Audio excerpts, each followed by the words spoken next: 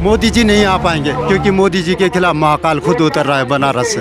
अब लोग परेशान होने लगे, लोग बदलाव चाहते हैं। मोदी जी एक नंबर के ड्रामेबाज और जुमलेबाज। देखो ना, डंका बज रहा, बदनामी करवा दी इन्होंने मणिपुर को लेकर। जंतर मंतर पे हम मौजूद हैं और हमारे पीछे कुछ अम्बेडकरवादी लोग हैं। इनसे बात करेंगे कि 2024 में वोट करेंगे तो किन किन मुद्दों को देखते हुए और किन को वोट करेंगे, क्योंकि देश में 2024 का चुनाव बहुत जल्द होने वाला है। तो आइए बात करते हैं कि क्या सोचते हैं सर, इस बार वोट करेंगे, क्या मुद्दे आपके जहन में रहेंगे? मोदी सरकार के कार्यकाल से खुश हैं, नहीं है, या बदलाव चाहते हैं दोबारा मोदी जी? बिल्कुल बदलाव चाहते हैं। हमने देखना चाहता मोदी गवर्नमेंट कैसी है। गुजरात से इन्होंने जो डबली बजाई थी वो डबली फीकी पड़ गई है। अब इन्होंने कहा बनारस में भी हमने डबली बजाएंगे। अब धीरे धीरे क्या है, जो कहते थे ना मोदी का जादू है, जादू है, जादू, और जादू धीरे धीरे लुप्त होता चला जा रहा है। अब लोग परेशान होने लगे, लोग बदलाव चाहते हैं। तो भाजपा के लोग कह रहे हैं डंका बज रहे हैं पूरे विदेशों में मोदी। हाँ बिल्कुल डंका बज रहा ना, मणिपुर को लेकर डंका बज रहा। आपको सामने देखो ना, तू हो रही है भाई। हम इंडिया की बात कर रहे हैं, इंडिया के लोग हैं हम।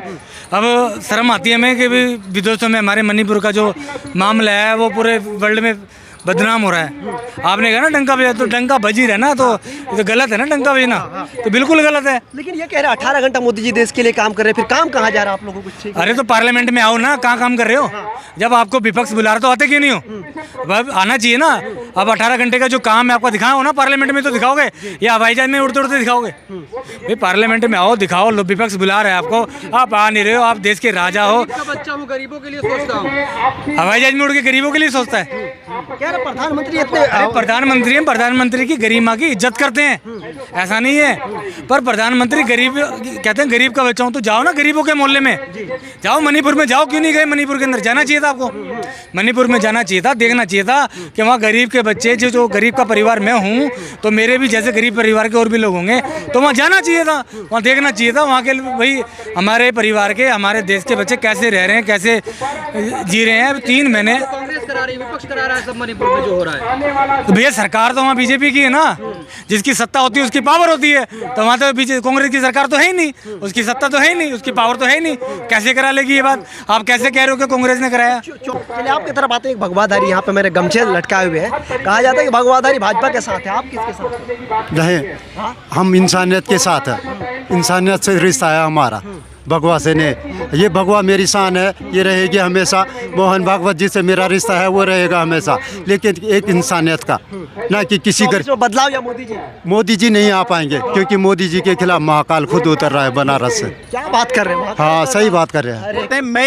मेरे बदलाव चाहने या नहीं चाहने से नहीं होगा। बदलाव जनता चाहती है। जनता त्रस्त हो गई है, जनता महंगाई से त्रस्त हो गई है, जनता जो है भुखमरी और बेरोजगारी से त्रस्त हो गई है। जनता जो है वो पब्लिक सेक्टर को जिस प्रकार से औने पौने दामों में इन कारपोरेट मित्रों को मोदी जी और अमित शाह जी के द्वारा और इनकी टीम के द्वारा बेचा जा रहा है, उससे त्रस्त हो गई है। जनता त्रस्त हो गई है इनकी गलत नीतियों की वजह से, इनके अत्याचार, उत्पीड़न और अनाचार की वजह से जो त्रस्त हो गई है। तो जनता पूरी तरह से त्रस्त हो गई है और जनता ने ये मानस बना लिया है कि अब ये इस प्रकार के, ये जो सरकार है, जो ये सूट बूट की जो सरकार है, ये जो है इन कारपोरेट घरानों की जो सरकार है, इस सरकार को उखाड़ फेंकना है। और ये काम है वो जनता है वो कर रही है। जनता का जो मानस है वो आप टटोलिए, आपको खुद पता लग जाएगा। जनता बहुत मानस है वो पहले से यानी कि एक तरह से तय कर चुकी है। और वो क्यों तय कर चुकी है, कारण मैंने आपको गिना दिया है। गरीबों की सरकार है, गरीबों के बारे में सोचा जा रहा है। हाँ, ये गरीबों की बिल्कुल ये गरीबों की सरकार ही है, क्योंकि इस देश को गरीब बना दिया गया। जहां हमारी जो इकोनॉमी है वो हम दूसरे नंबर पर जाना चाह रहे थे, आज वो जो इकोनॉमी है वो अब जो है किस स्थिति में है, यहाँ की पर कैपिटा इनकम है वो आपकी क्या है, लोगों के बीच में आर्थिक विषमता है वो कितनी है, वो आप देख सकते हैं। जो इन्होंने नारा दिया था कि हम जो है काला धन लेकर आएंगे, और इन्होंने जो नोटबंदी जिस जोर शोर के साथ में की थी कि हम काला धन है वो बाहर निकालने के लिए कर रहे हैं, और उसी काले धन को जो है इन्होंने जो है सफ़ेद धन के रूप में परिवर्तित कर लिया। और जो काला धन स्विस बैंकों से जो बाहर से जो आना था वो आज तक नहीं आया।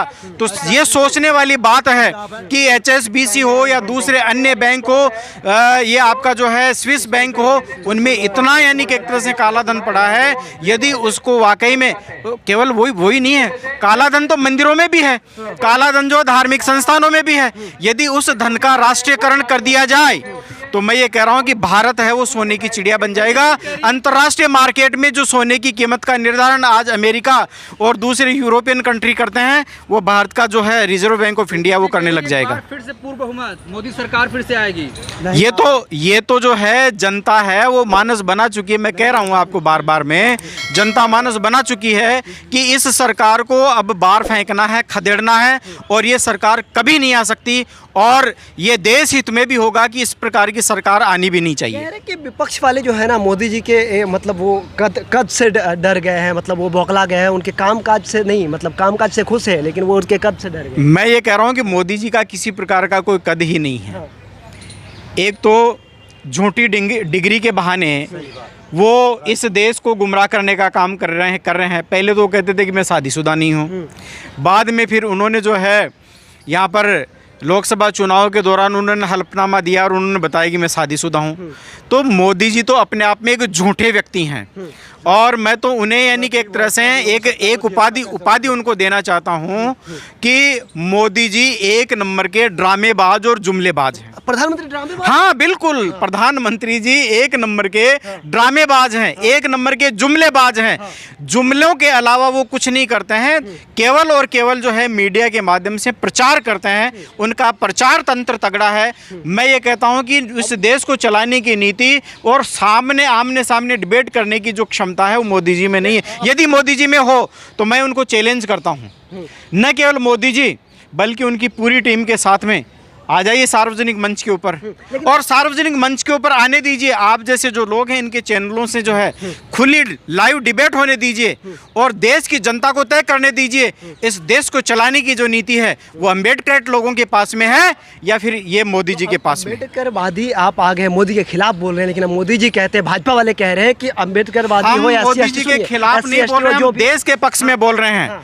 हम देश के पक्ष में बोल रहे हैं, हम जो है जनता के पक्ष में बोल रहे हैं। मोदी जी के क्या तो उनके खिलाफ बोलेंगे और क्या उनके पक्ष में दावे कर रहे हैं कि सारे SC/ST अम्बेडकरवादी सारे लोग तो हमारे साथ हैं क्योंकि वो मोदी जी के साथ हैं। मैं अपने बारे में बता देता हूँ। 2020 में मुझे खुद को ऑफर किया गया था कि आपको SC आयोग का जो है आपको जो है नेशनल चेयरमैन है वो बनाएंगे। मैंने खुद ने इस पद को ठुकराया है और मैंने उनको ये साफ साफ कहा है। मैंने कहा कि यदि मैं इस पद के ऊपर आता हूं तो या तो मैं आपको चैन से नहीं बैठने दूंगा और या फिर आप मुझे जो है काम नहीं करने दोगे। उन्होंने कहा कि ऐसी क्या बात है।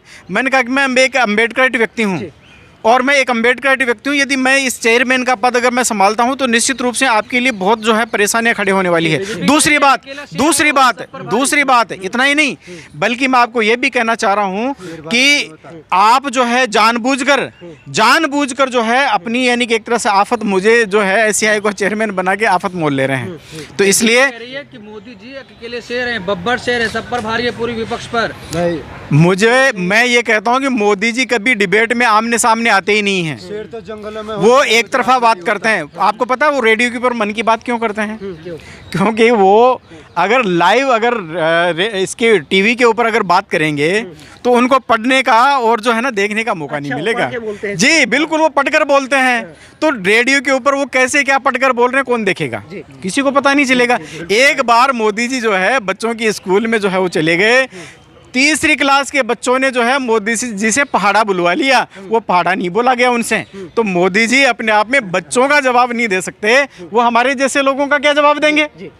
क्या कह रहे थे आप? देखिए, मैं ये कह रहा हूँ हमारी राष्ट्रभाषा हिंदी है, इसलिए भारत में जो भी सरकारी लोकतांत्रिक काम होंगे वो हिंदी में होंगे। अरे वो छोड़िए, ये बताइए 24 में क्यों नहीं चाहते हैं मोदी जी को? मोदी जी को इसलिए नहीं चाहते हैं क्योंकि मोदी जी ने जो भी कहानियाँ बनाई है मीडिया के सामने जो फर्जी है मेरी नज़र से। 18 घंटे काम कर रहे हैं देश के लिए। मोदी जी 18 घंटे काम नहीं कर रहे हैं। और दूसरी बात शेर वाली बात है, शेर गुजरात में नहीं उत्तराखंड के जंगलों में होता, वो जहाँ पे महाकाल विराजमान है। ठीक है, शेर 18 घंटे काम नहीं कर रहे हैं देश के लिए। मोदी जी 18 घंटे काम कर रहे हो लेकिन उस काम का सदुपयोग नहीं आ रहा है।